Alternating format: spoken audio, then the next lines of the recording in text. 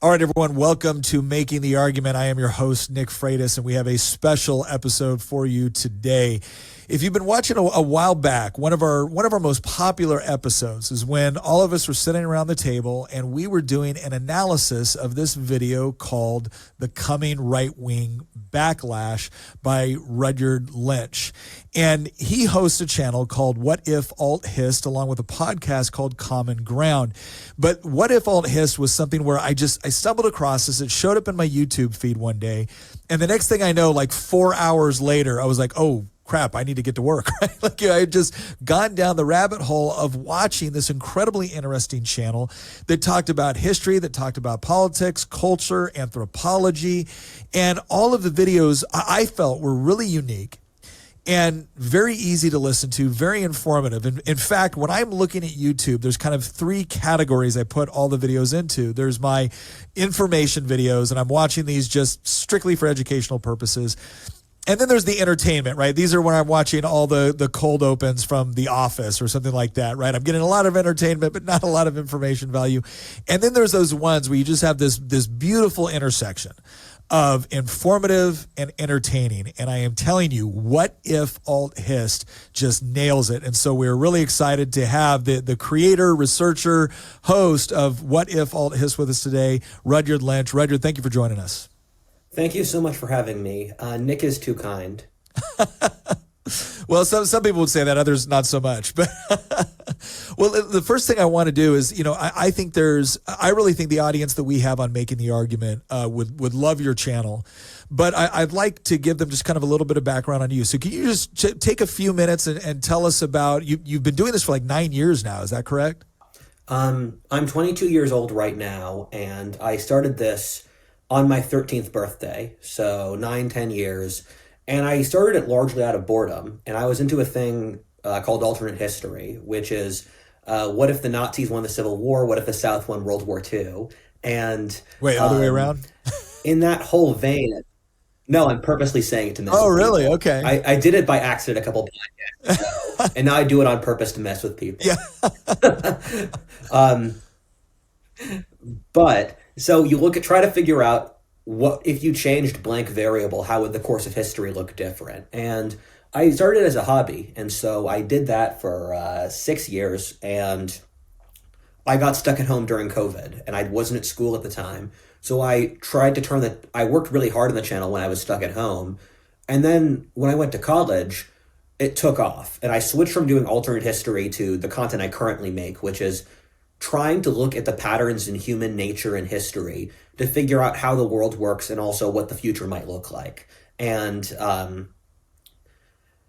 so that took off when I was in college. I dropped out of school after a semester. And then I lived as a digital nomad. I'm based out of Texas now. But this has become my full-time job for the last 3 years. And I'm really thankful because before it took off, I didn't think being a YouTube public intellectual was a job. It just wasn't in my frame of reference. And I'm grateful that it panned out. Well, I want to take our audience through some of the videos that you've had. And I think the one that first popped up in my feed, which is one of your very popular videos, several million views. And that's what would World War III be like?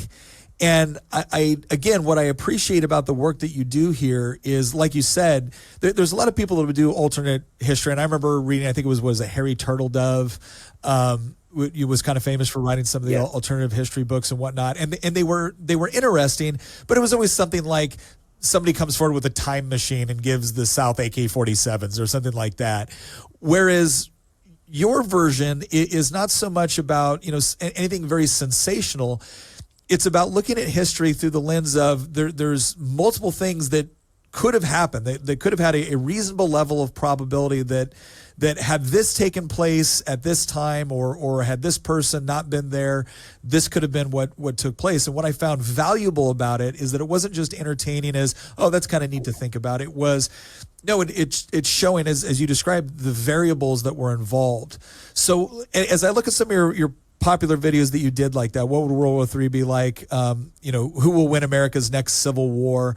What are what is the thought process that you go through to not just kind of like throw crap at the wall and say, oh, this might be interesting to consider, but like what's the thought process you go through in order to really determine what are the probabilities here so that you can conduct effective predictive analysis by reviewing the past? That's actually a really good question. I don't get asked it that often, but I've thought about it. Where one of my friends, he runs a think tank, and he was very and he wanted to figure out how I thought, and he came to the conclusion that my worldview was built upon the invention of strategy video games, and that's a really interesting concept because I'm Gen Z. I'm the youngest you could be, where you could have easy, high quality strategy video games from birth. And I was obsessed with them as a kid. I'd play like 3 hours of Age of Empires or Civilization or whatever. And what I would do is that I would replay the same scenarios and pull out different variables to see what changes. So I'd play the Great Northern War and Empire Total War, do an attack a different country, attack Prussia rather than Russia. I'd mod and change civilization so that you would have a certain faction would own a certain city and not another city. And I think that is a worldview that naturally lends itself to alternate history. And I haven't done alternate history for 3 years, but I think it really did set up how I viewed the world, or how I view the world, because my analysis, I think, is through simulation, where I imagine to myself, if blank were to be the case, what would the world look like? And I'll throw out the controversial example. If you were to have a social death cult, how would it look any different from wokeness?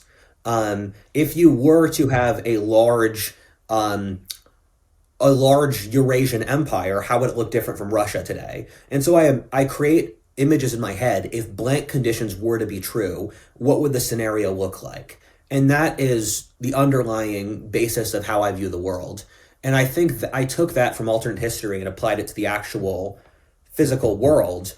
And I view it similar to how loads of authors start writing fan fiction. Loads of people who become big fantasy writers start writing fan fiction of Lord of the Rings or J.R. Tolkien, or Lord of the Rings, or George R.R. Martin, or that sort of thing. And then after the fan fiction, they progress to the real work. And that's kind of what I did, where I started out with basically doing historical fan fiction, and then I progressed to a level where I was dealing with the actual subject matter. So, out of curiosity on that, when I was still working, kind of in the military and on the contracting side, and doing some intelligence analysis work, one of the things that we used to always say is that computers are really good at scaling, but people are better at figuring out relationships, right? It's difficult to teach a computer, especially at that time, to kind of pick up on social cues or different motivations, but they could scale. And so the strategy that was used, especially when people were developing analytical software, was how do we take the advantages that the human being brings to the table, and then allow them to scale in a way that their own mind never could. Like, how do we get and the way I used to describe it to people was, if I have a good tool, maybe I get to take under consideration 3 or 4 factors. But if I have a great tool, a great analytical tool, now I can take into account 100 factors. And it's going to create, so as you're looking at this, what are the various, because you talked about some of like the strategy games and things like that, what are the various tools that you use, whether it be, everything from books or research to analytical tools or games? Like, what are the things that you use to get kind of as many variables as you can under consideration? And do you have like a threshold where you're like, okay, this is a point where I feel confident about this potential outcome or conclusion? These are great questions. These are things I think about. No podcast before has asked me about. But what you said is the cognitive bug of modernity, where we think if a computer model says something, it'll happen. And the reality is that's never the case. And we see this with social engineering, where you think, okay, if we've had 20% growth due to putting these inputs in, if we put double the inputs, we'll have 40% growth. Well, the reality is that's not how the world works. And people aren't chess pieces. They're real living human beings, where if you the world system is alive, and so a nation is alive, a culture is alive, and so if you try to manipulate it like a machine, it won't work because there's all these feedback loops built into the system. And so our problem in our society is we treat the world as if it's a computer, but the reality is it's not. And that's something I think with AI, and that's a philosophic problem we'll hit with AI when we try to apply it to the real world, in my opinion. But for the tools I use is I try to be very careful about what I don't know because only by knowing what you don't know can you create a barrier for what you're confident about. And you see this with science, where scientists think, I'm going to build this experiment. I'm going to make very clear terms of what I can and can't figure out with this experiment. And because of that, I can have confidence in my results. And one of my catchphrases is, I'm betting against God. And what that means is there's an infinite amount of ways to be wrong and only a handful to be right. And so I don't pretend to have the all-knowing answer. I'm just trying my best. I will probably fail because it's statistically impossible that I succeed all the time. And that's part of the game. But I mean, I know that there is a Dunning-Kruger for history because I passed it, where if you've read 10 books on a subject versus 100 books, the person with 100 books, their comprehension of the most elementary things, the person who read 10 books assumes is just completely different. Where if you're really into history, you know that if you're passively in history, you'll think the European Middle Ages was a dark age. If you're really in history, you know that the European Middle Ages was the most advanced society up to its point. And there are loads of things where once you get very deep into a topic, the things that you just assumed without thinking when you were getting into it, you no longer know. And so I'm confident that I don't know a lot of things. And that's why I don't talk about science, where for loads of scientific topics, I just know I haven't hit that threshold where I'm capable of knowing the things that I don't know. And you asked a lot of great questions, so I'm going to try to go through each of them, but it'll take a second. Oh, please. With the tools you think about, I try to use that strategic computer macro model, but I try to empathize with people. And this is something that I very rarely see in political science, where we don't view countries or people as actual human beings with emotion. And I view a society as an emotional thing where, for example, I think the reason the Taliban in the Islamic world went against the West was that they felt their pride had been slighted by colonialism. And it doesn't matter whether or not it's true. What matters historically is they felt that way. And I try to apply empathy and emotion across all of human societies. And I've developed a theory, or it's a theory that other people developed that I crystallized into a new form, that human societies are driven by emotion. So Christian societies are guilt-driven, Asian ones are shame-driven, tribal ones are fear-driven, we're anxiety-driven. And so I try to figure out what is the emotional state of a population and what will it react to.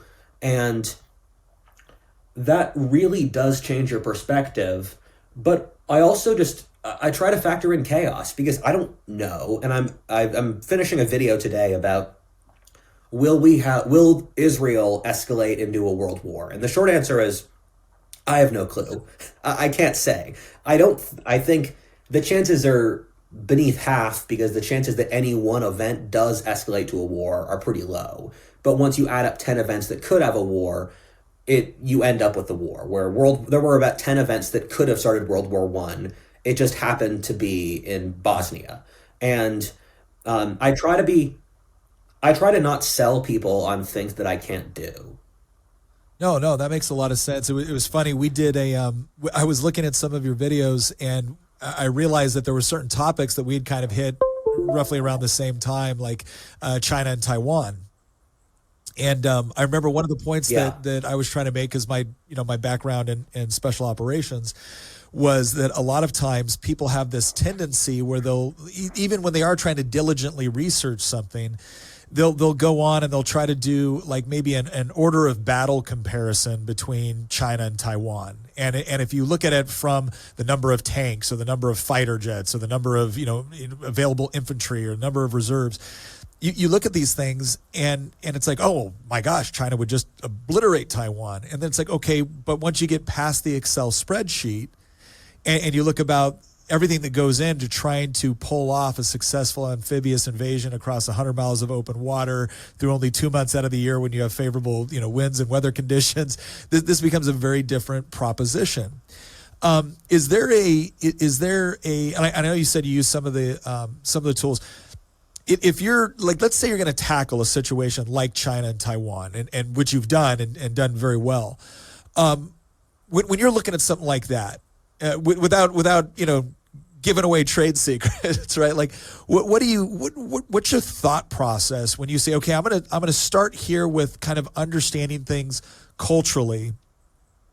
And I have to say, when you describe that, it kind of reminds me of this story that we get told in Virginia a lot about a young man writing to Thomas Jefferson wanting to be an attorney.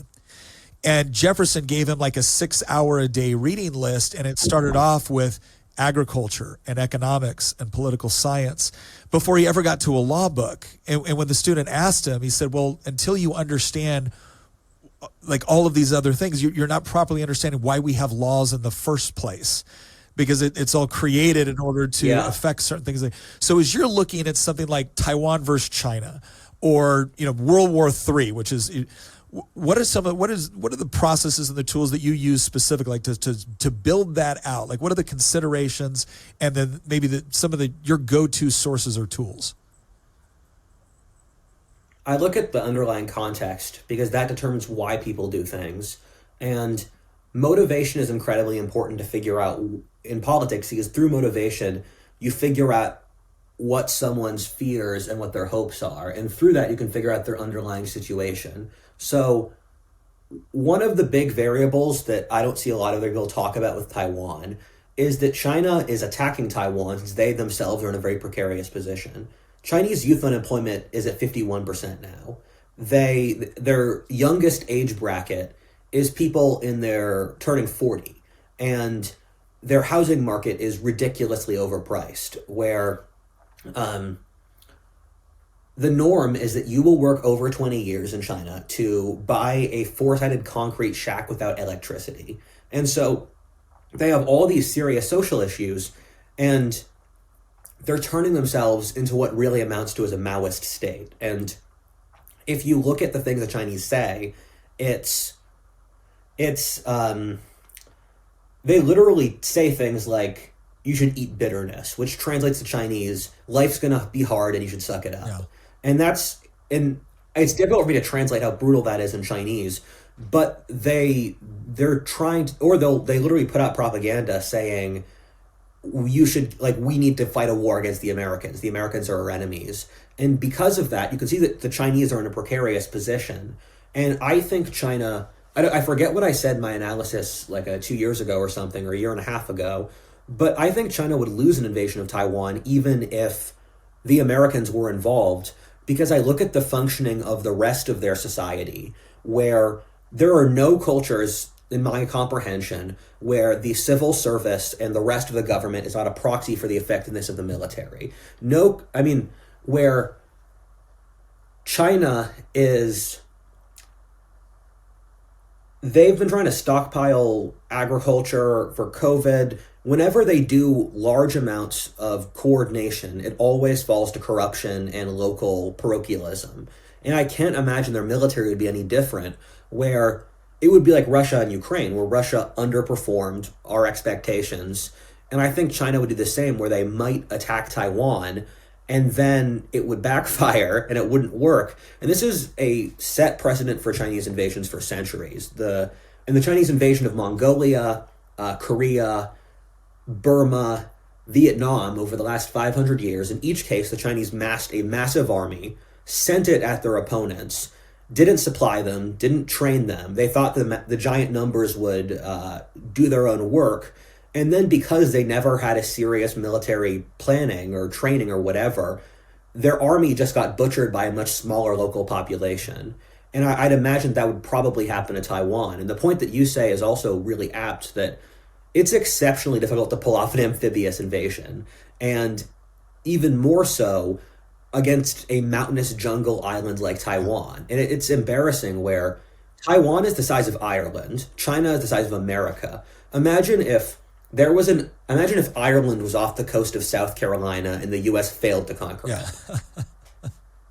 Yeah. Well, I think you bring up a really interesting point too, is that there's also a mistake I think people make when they're analyzing conflict, where they will look at it from a purely military, analysis, and they'll say this doesn't add up, without taking into consideration that, well, it might not need to militarily in order to spark something off. It might just need to politically or culturally. And to your point, when you have 30 million more men than women, you have a young man problem within your population. You have a young unmarried, sexually frustrated young man problem within your country, which can be catastrophic because they're going to probably fight somebody. And if you don't want it to be you, you better give them a different target. I was going to say, my right-hand man, Merrick, says, foreign policy is often not dictated by what you want, it's by what you don't want. And countries often make decisions based upon what they feel cannot happen rather than what they want to occur. And if we have a world war, it won't be because any country wants to have a world war. It will be a series of rational decisions added up across different countries about them not wanting something to happen. And when you add up all those rational decisions, you get an outcome that no one wanted.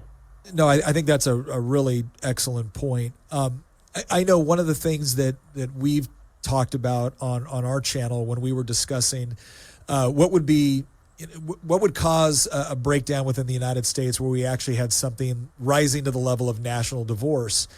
And one of the things we talked about is conditions and catalysts. That if you have the conditions but you don't have a catalyst, you might not necessarily have something significant take place all at once. If you have a catalyst but not the appropriate conditions, it peters out very quickly and maybe no big deal or nothing of any sort of like significant historical relevance. But when you do have the right conditions with the right catalyst, that's when all of a sudden, Christian Hines, my co-host, he likes to say that I think it was Bismarck that predicted, he goes, I can't tell you when there's going to be a world war, but I'll tell you what'll kick it off. It'll be some stupid thing in the Balkans or some foolish thing in the Balkans. And lo and behold, he was correct. So as you apply the methodologies that you use and the tools that you use to analyze and potentially predict, let's just say highly probable courses of action, right? This is all inductive reasoning, right?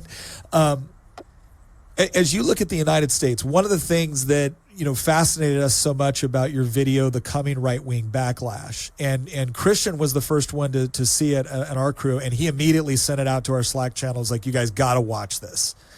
And it ended up being one of the episodes. And one of the things that we found fascinating was the multiple variables you took into consideration, the probability of different alliances that might form, why they might form, why they would be successful, not successful. What I'd like to talk about is as you look at potential conditions, like with what's going on in the country right now, and kind of predicting out, there's a particular model that you discuss in many of your videos. Forgive me, I can't remember, a particular model which predicts.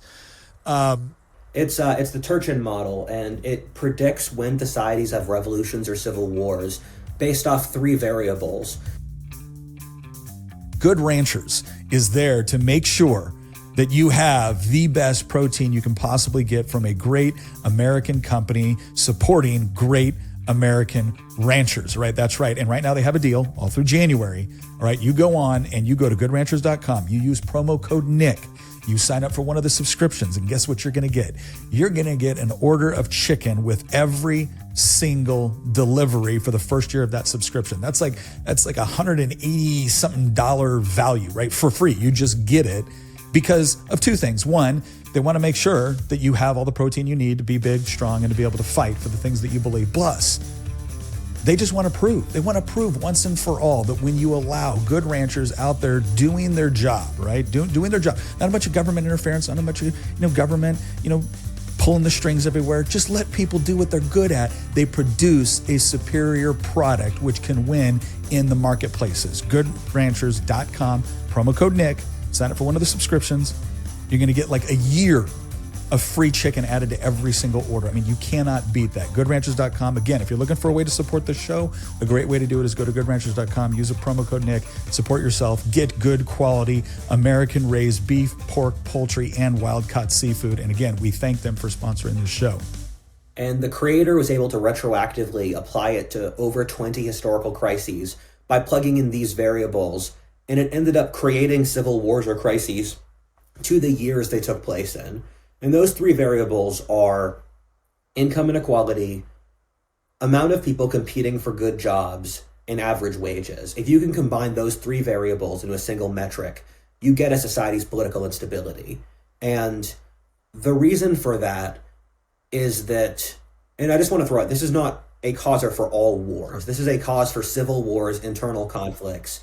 Because, for example, the world wars are the exact opposite, where the world wars were caused because every country in the world was so energetic and so powerful that they were butting heads with each other. What we're looking at is the opposite, where societies are not functional, and so they can't keep themselves unified. Because what happens when you have extremely high competition for the top positions and high inequality, people are barely getting by, is you remove any incentive towards cooperation.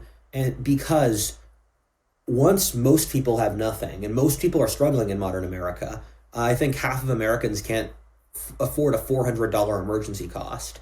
And once you have that, alongside competition for a couple positions, people realize that working inside the system will help them. And because of that, they try to support their own faction.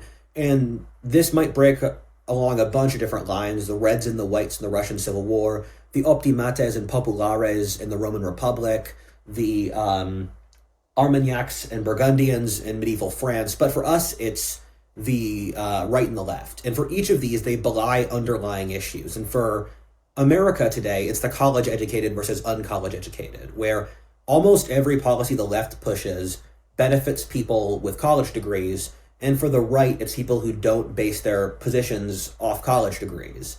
And I don't think it's a coincidence that I'm a college dropout and I'm politically on the right. But that's what the underlying, that because, for example, a big reason the left supports immigration is that immigrants mainly compete with working class Americans. And if you're a part of the college-educated class, they provide you services more cheaply at the expense of non-college educated people. Or to fund the police is the attempt to replace non-college educated police officers with college-educated social workers. And that's the model that the guy invented. And he made this model in 2010. And he said that in the 2020s, America would have a civil war or revolution.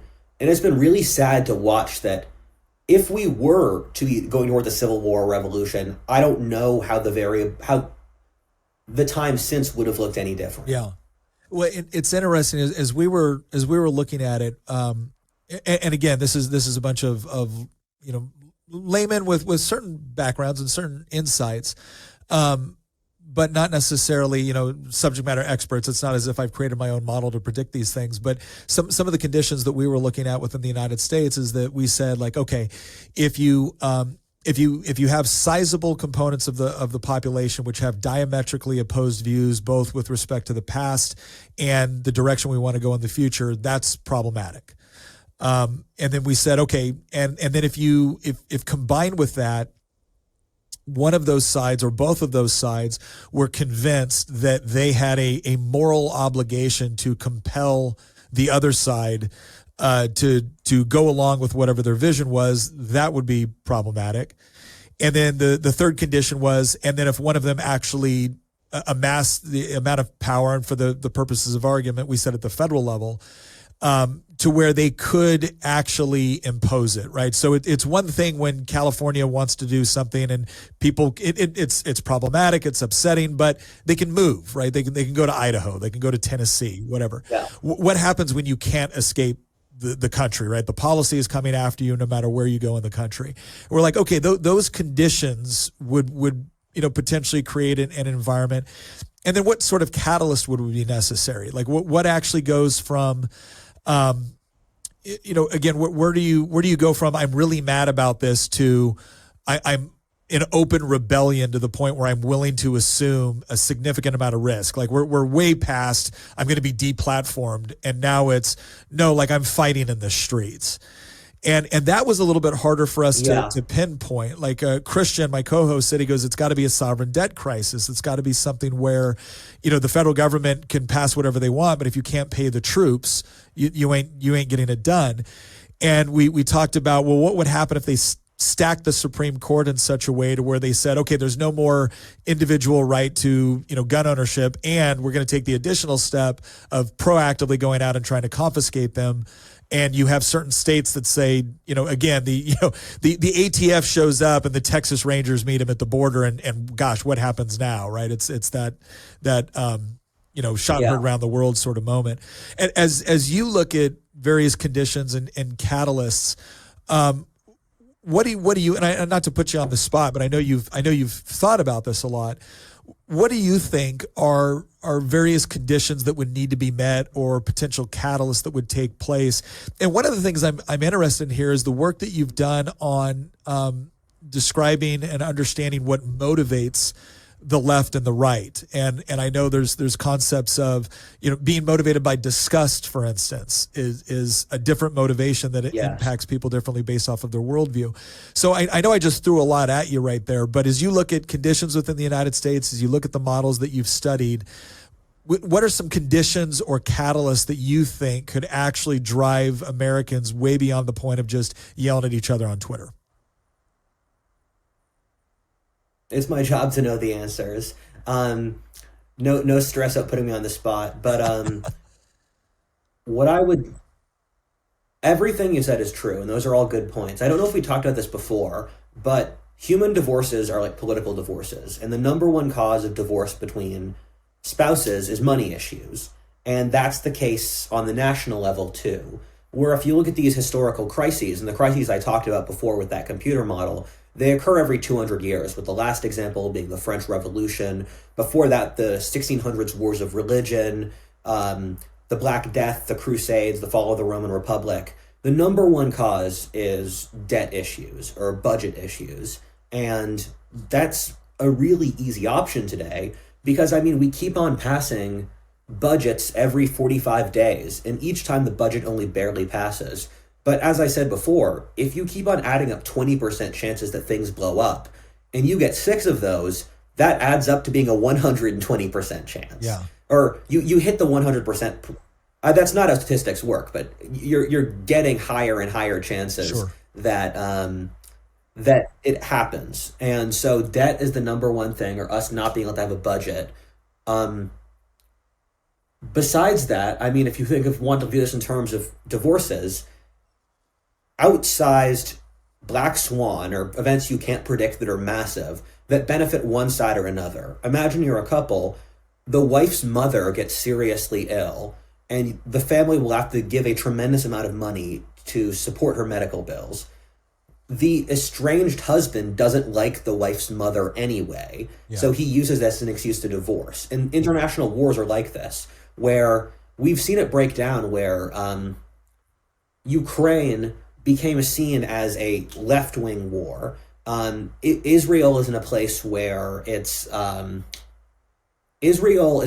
where both sides are not really clear. Like, you have people on both the right and the left who are for and against Israel. But if you have a major political event outside the country that unilaterally benefits one, that fits into one side's vision of the world and not the other, that could also cause it. The other thing is the election, where we have an election coming up in a year where the last 2 elections, both sides have disputed the results. And say what you want about 2016 or 2020, I do not trust the results for 2024, because you end up in a situation where no matter what happens, people will dispute the results. So why not cheat? And I think that's a calculation that's going to be made. And unless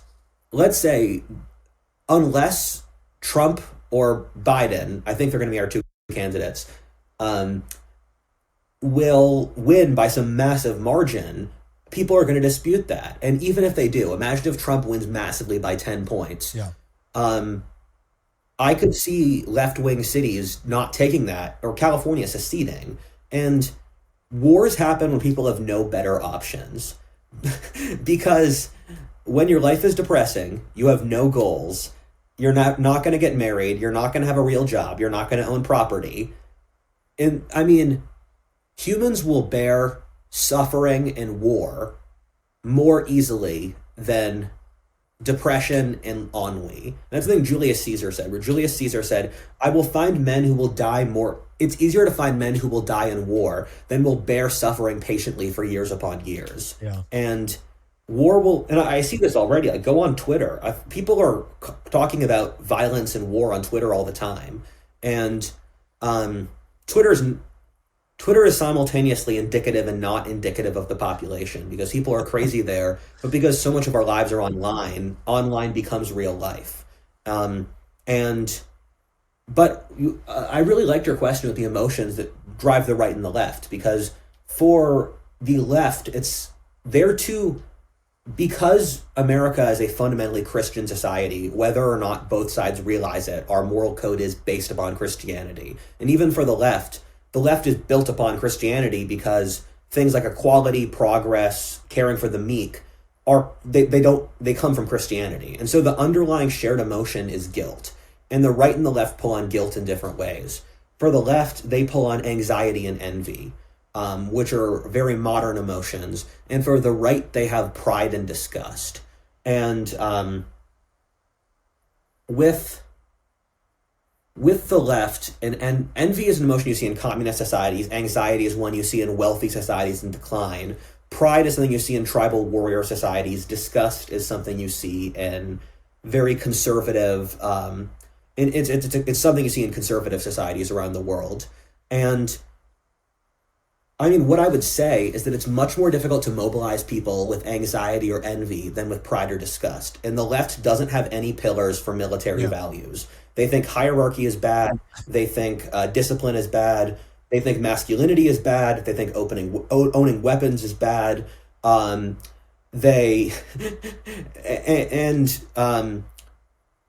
don't. The only way I could see a left winning a civil war is by goading the right into a revolution, which they then use the military to crush. In every other circumstance, I see the right winning, because the right has most enlisted men in the military are right-leaning. I believe most officers are as well.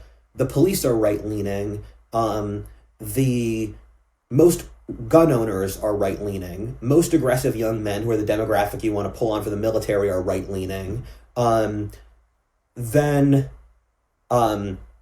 the right controls a geographically coherent area, being the countryside, and the center, where the left has got both coasts. Yeah. And oftentimes not even the countrysides between the major coastal cities. And so, except for that one circumstance, if we have a civil war, I think the right would crush the left very quickly. So let's unpack that a little bit. Because one of the things that I've kind of found fascinating looking at this, and in fact, I was talking about this with Sean Ryan. And I said, yeah, you look at what the left is doing. I do think a lot of this is intentional, if you want to go into the philosophical underpinnings of what's going on. And I typically make a distinction between left and liberal. And not to say that, modern liberalism and colloquialism isn't on the left, but when I look at like a Brett Weinstein, I see somebody who him and I would probably debate vigorously over what the marginal, tax rate should be, or whether or not we should have, more government programs. But we wouldn't argue about the concept of property rights, or we wouldn't argue about the concept of freedom of speech or freedom of inquiry, or even something more basic like the laws of logic. Like I would not be arguing with Brett Weinstein on whether or not the law of non-contradiction was a part of the racist patriarchy, right? But then when I get into like leftism, to your point, the old leftists, right, the communists, were still that was still a worldview that very much pushed this idea of masculinity and fighting and dying for something that you believed in, and the whole deal. And that is not at all what seems to motivate modern leftists. I mean, they will get on Twitter, and Antifa might show up when they have overwhelming numbers and intimidate, one person standing out there with, whatever sign. But these guys are not storming the beaches of Normandy. And then by contrast, I see the people on the right, and like you said, it's kind of that lineup of all the people that are usually associated with the sort of people that fight wars and engage in conflict and do so effectively. And the big question we've been trying to answer over here on some of this is, who do they get to fight, right? Because it isn't the person that is losing their crap over being misgendered at Starbucks, right? That's not your paladin, right? So, and to your point, that was one of the things that really impressed me, was this idea of, okay, then how do you essentially goad or convince a bunch of people that philosophically on some level you hate and despise to fight the war for you? Now, here's another question that I have based off of everything that's going on in the world right now, and kind of the position that the left is taking toward, like, Palestine and Israel.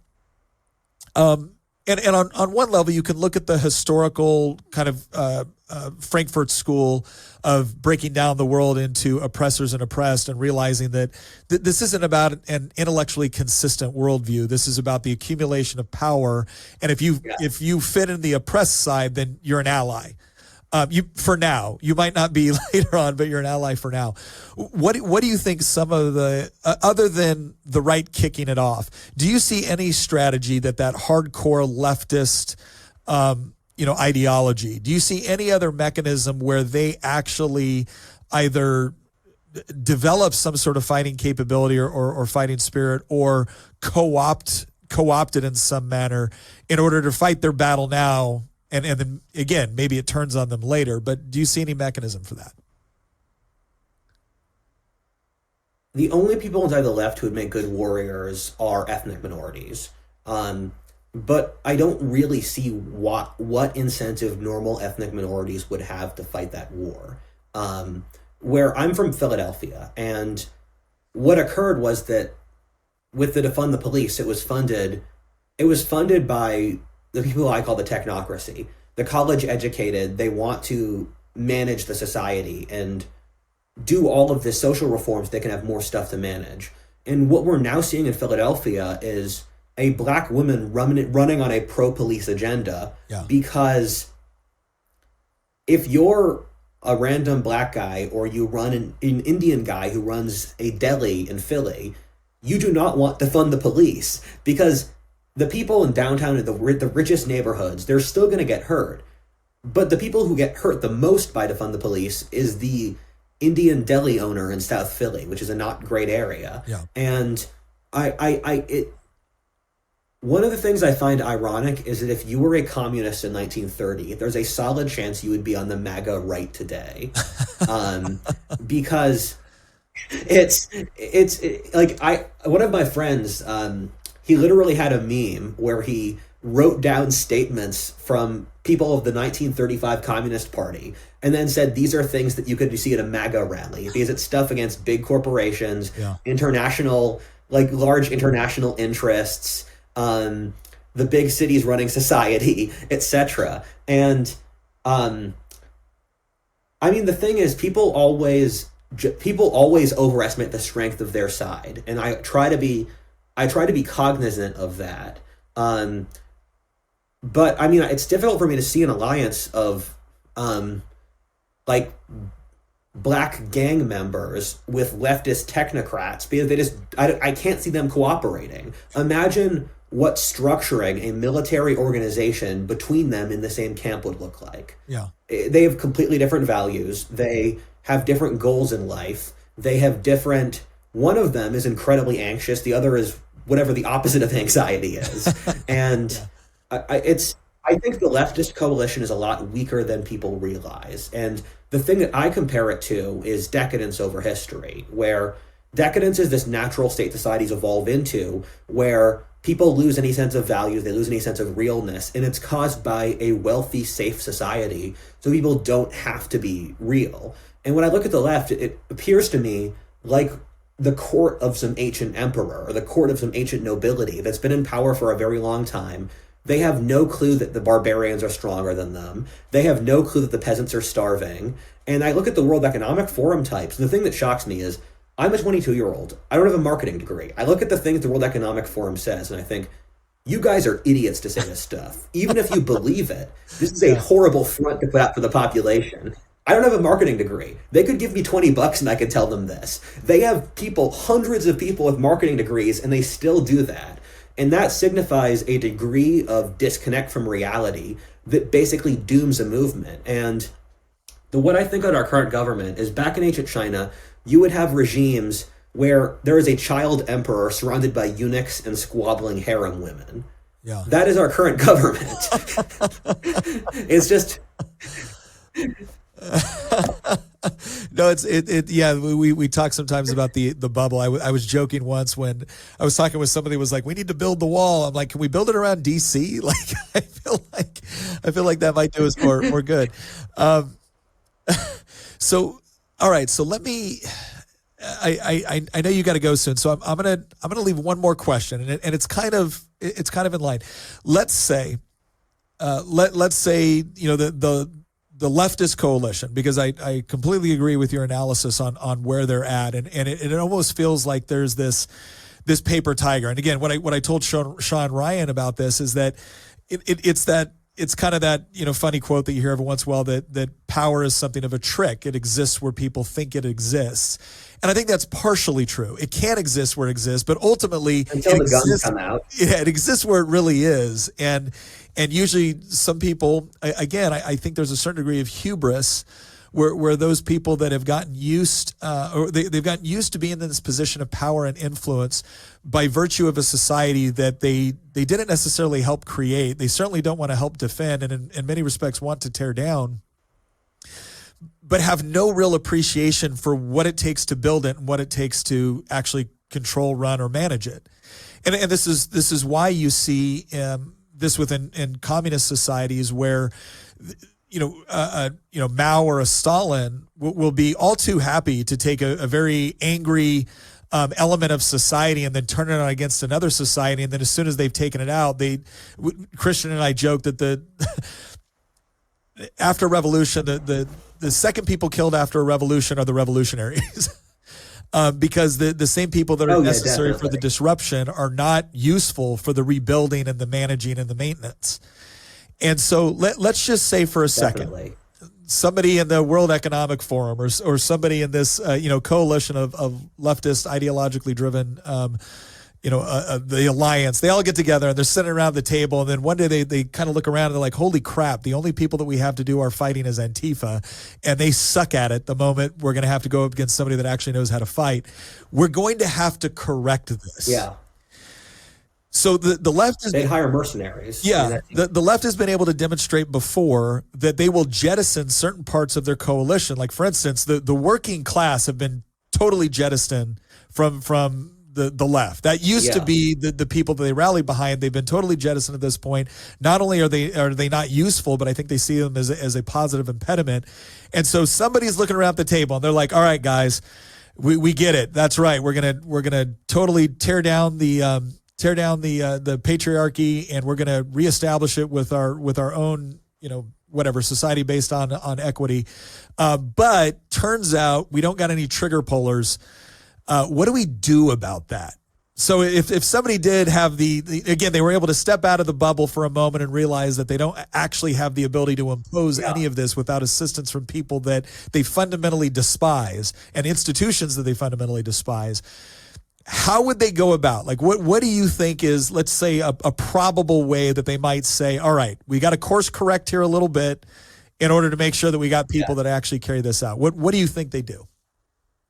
I mean, if they were to do that, they would they'd arm illegals or hire mercenaries from different countries.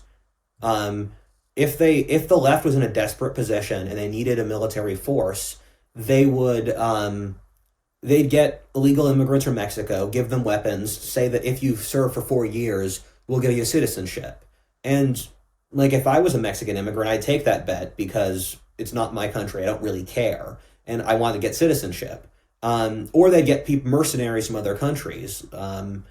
And that is a common tactic that countries with disconnected elites do so that they don't have to rely upon their own population. It was really big in the Middle East back in the day, where the royal courts would hire barbarians from Central Asia or the Caucasus or the Balkans, arm them, because if they armed their own population, their own population would have leverage over the government, which they didn't want. Or the Romans would hire German barbarians for the same reason.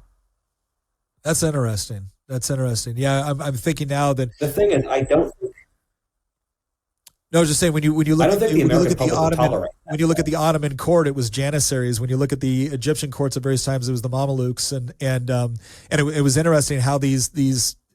I of course I want to call the Janissaries mercenaries, but it was this element of they essentially went throughout the realm, and specifically for the Janissaries, were usually taking kids from the Balkans and those areas, and then raising them up to be both warriors and then later administrators, and then later there was a very fine line between who was actually running the country between the Sultan and the Janissaries. But yeah, no, that's a good point, and it's interesting because it's also something Machiavelli talks about and also warns about on an over-reliance of mercenaries. But again, if you can't trust arming your own population or your own side in order to fight a war, either because they lack the capability, and we saw this within Rome at one point as well, where the vast majority of the legions were not staffed by and bear no resemblance to the early republic, where serving as a part of the military was considered, an element of civic responsibility and a moment of pride, and actually one of the primary ways of upward mobility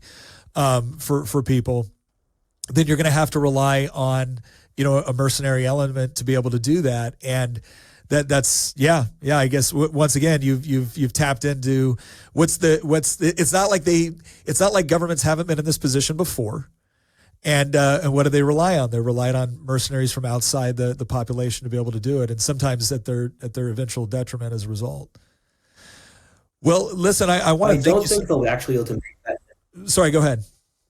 Oh, I was going to say I don't think they're capable of making that jump, though, because I run into almost no people who realize that the fundamental basis of power is military force. Yeah. And that's strange to me because that's been obvious to me for my entire life. But I see it among, if you talk to a person on the left, there's no concept that they might have to militarily back up what they're saying. That just never processed for them. And it's even the case for people I run into a lot of people on the right where they're constantly trying to network among pre-established coastal elites. And the thing that I tell them is the elite today doesn't look for people who are capable. Do not look for people who are elite, because the people who are capable can become the elite if times change. The people who are elite but are incapable will not remain elite. No, that's outstanding. Yeah, it's amazing the amount of people that we have that, again, are elites because we're told they're elites, or they're elites because one faction, if you will. And I don't particularly like to talk about fellow Americans as factions, but there are very, very definitive ideological differences between various groups. And I use this once to explain my problem with the experts. Well, if you want the experts to regurgitate whatever your philosophy is, all you have to do at this stage is control academia, because they're the ones that hand out the credentials for experts. But like you said, that when it really comes down to it, it's the people that are capable. And that could be intellectually capable, that could be physically capable, professionally capable, whatever it is. But it's capability ultimately wins out in the end, and ends up exposing kind of the ivory tower that the elites are in, if they don't have capability themselves. Well, listen, I want to thank you for the time you've given us. Thank you for the work that you do. I want to encourage our audience. There are so many videos out there on what if alt hist, and to give you an idea, I'm going to give you the spelling. That's what if alt ALT hist. That's the YouTube channel. The podcast is Common Ground. Tell us a little bit about Common Ground and the purpose of that. I've been doing Common Ground for about 6 months. I brought Nick on about a month ago, and we just bring on interesting guests, talk about various topics. We've brought on the Libertarian presidential candidate, Orson Scott Card, the CEO of one of the largest geopolitics consulting firms. So if you like that kind of content, stay tuned. No, that sounds great. And again, I can't emphasize this enough. His channel is so good at the intersection of both information and entertainment. And what I find so valuable about that is we always tell our audience it's important to be intellectually formidable along with everything else. We kind of break it down to the categories: the spiritual, emotional, physical, professional, and intellectual. And this is just, again, I watch these effortlessly. because they are so interesting to Thank you. watch. And if you really are interested in kind of looking at predictive analysis, I can tell you from being in the military, predictive analysis is something that we always put a lot of time and effort into because we were trying to get ahead of the issues. And if you're looking for someone that does it, I think very well, using a variety of sources, a variety of history. But here's the most important part about this, but also with a healthy degree of humility. I would really encourage you, take a look at What If Alt His, take a look at Rudyard's work. Rudyard, thank you very much for joining us. I hope there'll be future opportunities to be able to talk and maybe even collaborate in the future. Thank you so much. This was a real pleasure.